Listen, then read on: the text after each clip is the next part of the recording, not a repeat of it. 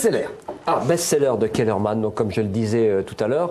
Je suis venu ici vous parler de son précédent roman qui s'appelle Les Visages, qui a fait un carton, et ça faisait quelques années qu'il avait envie de faire une comédie, et c'est ce qu'il a fait avec ce bouquin qui s'appelle Best-seller. Alors là, il faut que je vous raconte un petit peu cette histoire, c'est un petit peu compliqué, un peu long, mais vous allez voir que c'est vraiment marrant.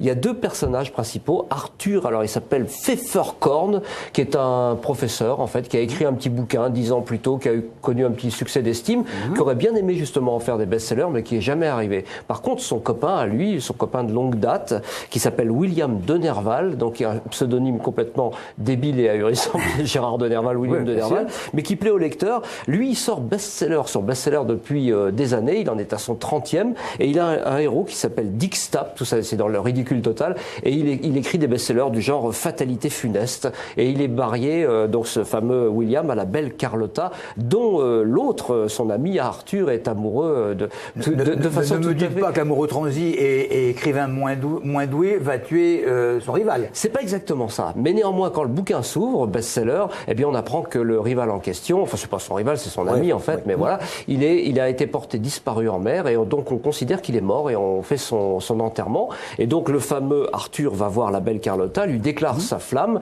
et il naît de cette déclaration-là une idylle absolument incandescente. Voilà. Donc, ça commence très très bien, et comme les choses se goupillent vraiment très bien dans ce début de bouquin, Arthur trouve sur la table du défunt, en fait, le prochain manuscrit qui allait paraître. Et donc, il s'empare de ce manuscrit, il a quand même quelques petites... réticences. Réticences. Bon, il corrige un petit peu quelques phrases par-ci, par-là, il se dit quand même, je peux pas me l'attribuer comme ça. Il le fait publier, et bingo, c'est tout de suite un best-seller.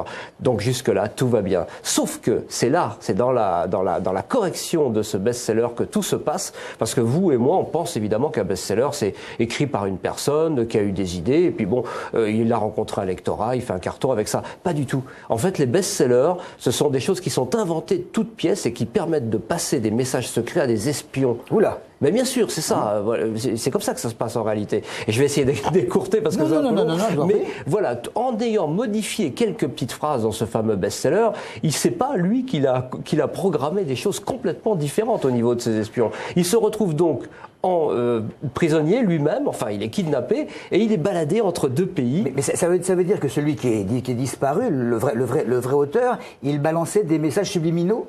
Ah, il balançait des messages à travers ces faux polars. Voilà. Enfin, ces polars, c'était des thrillers, mais qui étaient en réalité, qui véhiculaient des messages. Donc, évidemment, ça faisait des best-sellers, les meilleures ventes, parce qu'il fallait que tout le monde les lise et que ça passe d'un pays à l'autre sans aucun problème. Personne ne se doute que les messages sont là-dedans. Donc, il est baladé, ce fameux Arthur, entre la Zlabie de l'Ouest et la Zlabie de l'Est, qui, vous savez à peu près où ça se situe. C'est des pays frontaliers de l'ex-URSS, à peu près. Hein. Ça rappelle un petit peu Berlin-Est, Berlin-Ouest. Ça rappelle la Sildavie Borduride, aussi, ou encore des Marx Brothers, la soupe aux choux. Vous savez, il y avait deux populations pareilles entre la Sylvania et la Fridonia. Et voilà, ils partent comme ça dans une espèce d'aventure complètement délirante qui bascule au moment où on comprend le mécanisme et ça bascule du thriller normal à une aventure complètement tintinesque, complètement déjantée. On a l'impression de voir du Belmondo dans le Magnifique, etc.